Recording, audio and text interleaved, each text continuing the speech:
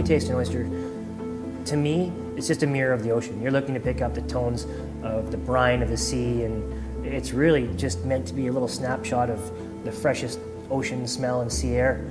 And you get that with these. And a lot of that, I have to believe, is a product of the environment. I'm Darren, I'm the chef at the Fairmont Pacific Rim. And we want to talk today a little bit about another great person we deal with. It's Stephen Pocock at Sawmill Bay Shellfish.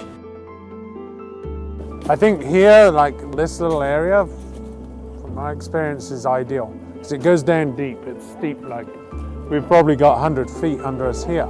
And Sawmill Bay is one that's pretty close to heart. I've known Stephen Pocock, the owner, since he started up pretty much a few years ago.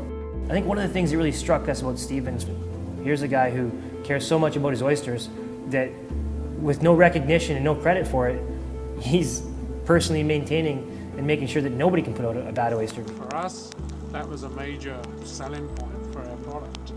And it's something it's uniquely designed. There's a series of 10 or 12 tubs on the outskirts and a central channel and a big old paddle wheel.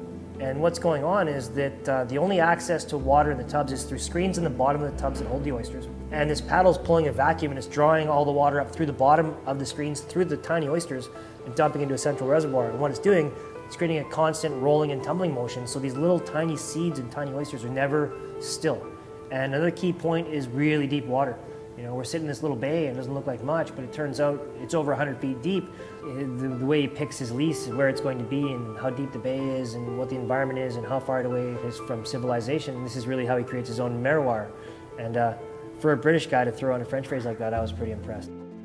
Ultimately, these guys go out on the rafts in the horrible weather and they haul up these the racks of trays. There's I think 8 or 10 racks, and they're clearly heavy.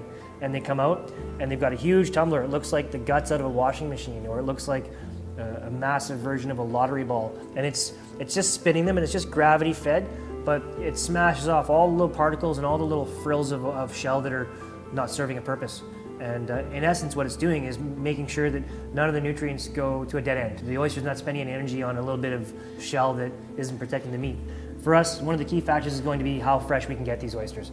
The fact that we can make a call and have them here 24 hours later, knowing they were coming out of the water 24 hours ago, that's a hard mark to hit. And now, when we're talking about oysters around here, we don't talk about oysters, we talk about Steve's oysters. There's a better respect for the product when you see where it's coming from. And we really want to make an effort to get this out for everyone else to see. And it's really nice for the customer and for everyone out there to go all the way through and kind of make it identify with who's providing this for them.